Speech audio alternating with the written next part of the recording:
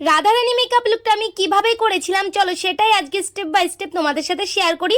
তো তোমরা একটু ভিডিওটা না কেটে পুরোটা দেখতেই পারছো। প্রথমে আমি এখানে ইউজ করে নিচ্ছি একটা টোনার, এটা কিন্তু অপশনাল, তোমরা ইউজ করতেও পারো নাও করতে পারো।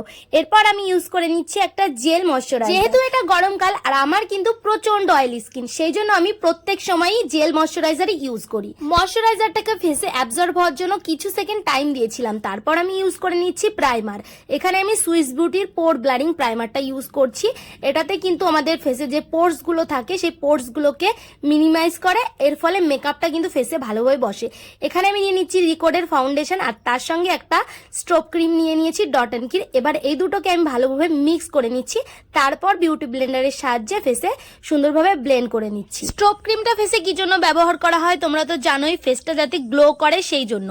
আর তোমরা ফাউন্ডেশন ইউজ করার আগেও স্ট্রোব ক্রিমটা ব্যবহার করতে পারো। আমি এখানে ফাউন্ডেশনের সঙ্গে মিক্স করে নিয়েছি, এটাতেও কিন্তু গ্লো করবে।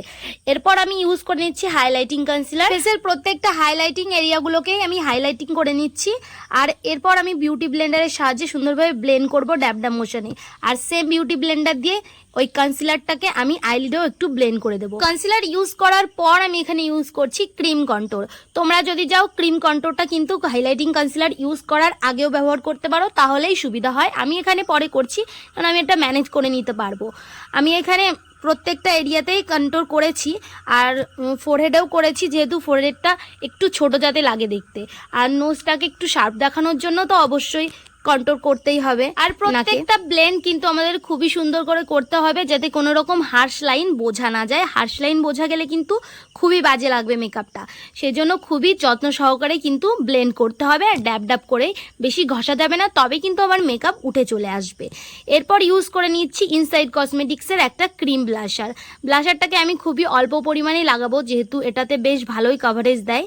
আমি এখানে চিক্সে লাগিয়েছি, দেখতেই পাচ্ছ। নাকে কিন্তু আমি আলাদা করে ব্লাশার লাগাইনি, বিউটি ব্লেন্ডারে যেটুকু ব্লাশার থাকবে সেটা দিয়ে আমি নাকের উপরে ব্লেন্ড করে দেবো।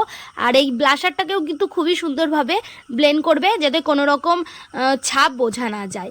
এরপর ইউজ করে নিচ্ছি একটা সেটিং পাউডার। সেটিং পাউডারটাকে আমি ফেসের সেই এরিয়াগুলোতেই লাগাবো যেই জায়গাগুলোতে আমি পাউডার প্রোডাক্ট আর কোনো ইউজ করব না, যেমন পাউডার ব্লাশার, পাউডার কন্ট্রোল, এই জায়গাগুলোতে আমি পাউডার সেটিং পাউডার লাগাবো না, যেহেতু ওগুলোতে আমাদের পাউডার প্রোডাক্ট ইউজ হয়ে যাচ্ছে, সেট হয়ে যাবে। আর যে জায়গাগুলোতে লাগাবো না সেই জায়গাগুলোতে সুন্দরভাবে সেটিং পাউডার দিয়ে। এবার দেখো নিয়ে নিয়েছি পাউডার ব্লাশার। পাউডার ব্লাশারটাকে আমি সেম যে জায়গাগুলোতে ক্রিম ব্লাশার লাগিয়েছিলাম তার উপর দিয়ে পাউডার ব্লাশারটাকে লাগালাম।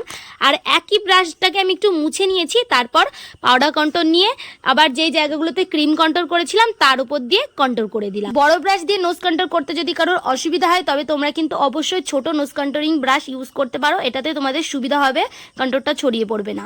চিক বোনসে যেখানে আমি কন্ট্রোল করেছিলাম তার নিচে কন্ট্রোলটা একটু ছড়িয়ে এসেছে, সেই কারণে আমি কম্প্যাক্ট দিয়ে সেট করে দিলাম। এরপর ইউজ করে নিচ্ছি সেটিং পাউডার। সেটিং পাউডারটা কিন্তু অবশ্যই মেকআপটাকে সেট করার জন্য আমাদের ইউজ করতেই হবে, না হলে কিন্তু এই গরমে আমাদের মেকআপ কিছুতেই ফেসে থাকবে না, আর মেকআপটা কিন্তু ফ্ললেসও হবে। চলো তাড়াতাড়ি করে এবার আইব্রোটাকে শেপ দিয়ে দিই। আইব্রোটাকে শেপ দেওয়ার জন্য কিন্তু আমি এখানে আইব্রো জেল ইউজ করেছিলাম। এবার আই মেকআপের জন্য আমি মুখে যেই পাউডার ব্লাশারটা ইউজ করেছিলাম সেম ব্লাশারটাকে আমি আইলিডেও ইউজ করে দিয়েছিলাম, যেহেতু ওটাও পিঙ্ক পিঙ্ক আমার ড্রেসের সাথে ম্যাচিং হয়ে যাচ্ছে, তো সেম কালারটাকে আমি নিচেও ব্লেন্ড করে দিয়েছিলাম। এর উপরে আমি ইউজ করে নিয়েছিলাম একটা ইয়েলো কালার, সেই ইয়েলো কালারটাকে আমি আবার নিচেও ব্লেন্ড করে দিয়েছিলাম। তো এরপর পরে নিয়েছি আইলাইনার। ক্যামেরা অন করে এইভাবে আইলাইনার পড়তে গেলে আমার আইলাইনার টেরা বাঁকা বা কিছু ঘেটে যাবেই, কিছু না কিছু হবেই, কিন্তু কিছুই করার নেই।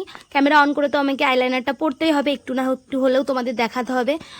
তো চলো তারপর আইলাইনারটা পরেই নিলাম, যেভাবেই হোক কষ্ট মষ্ট করে একটু টানা টানা করেই আইলাইনারটা পরে নিয়েছি, যেহেতু চোখটা একটু বড় লাগতেই হবে। তারপর পরে নিয়েছি মাস্কারা।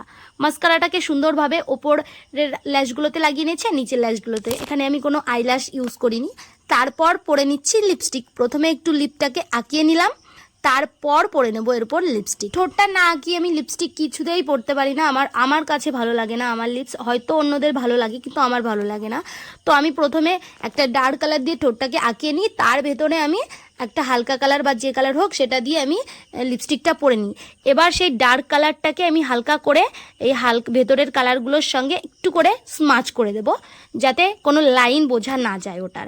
তারপর এখানে নিয়েছি আমি ফেব্রি দিয়ে আমি কলকা করে নিচ্ছি। প্রথমে আমি লাল কালারের ফেব্রিকটা নিয়ে নিয়েছি, আর এখানে দেখো আমি পেন ইউজ করছি।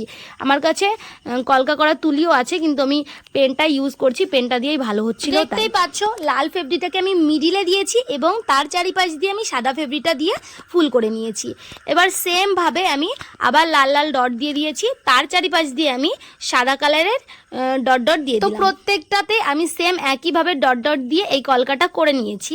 খুবই সহজে কিন্তু এটা হয়ে গেছে। তোমরা যদি রাধারানী লুক ক্রিয়েট করো তো তোমরা এভাবে করতে পারো, খুবই তাড়াতাড়ি হবে আর খুবই সহজে হয়ে যাবে। তারপর দেখো চোখের কর্নারেও আমি সাদা ডট ডট দিয়েছি, তারপর একটা লাল ডট দিয়ে তার চারিপাশ দিয়ে আবার সাদা ডট দিয়ে দিয়েছি। তো এভাবেই হয়ে গেল আমার ফুল কলকাটা বা রাধারানীর এই সিম্পল আর্টিফিশিয়াল ফুলের কলকা এবং মালাটা তো আমি পরে নিয়েছি। এবার আমি চুলটাকে বেঁধে নিচ্ছি সামনে দিয়ে একটু মুড়িয়ে, তারপর আমি পিন লাগিয়ে দিয়েছি বা ক্লিপ লাগিয়ে দিয়েছি। তো এই সেম ভাবে আমি এই পাশেও করে নিলাম। এবার আমি পিছনে একটু বিনুনি করে নিয়েছি, বিনুনিটাকে আমি সামনেই রাখবো। তো বিনুনটার ওপর আমি আবার ইউজ করে নেব ফুল, আর মাথায় এখানে দেখো টিকলিটাও পরে নিয়েছি। চুলে ইউজ করা এই কাটা তিনটা আমি কিছু একটা করে বানিয়ে নিয়েছি, কোনো একটা হেয়ার ব্যান্ড থেকে খুলে কাটা লাগিয়ে। তো এভাবেই আমার হয়ে গেল রাধারানী লুকটা কমপ্লিট। তো তোমাদের লুকটা কেমন লাগলো অবশ্যই কিন্তু কমেন্ট করে জানিও।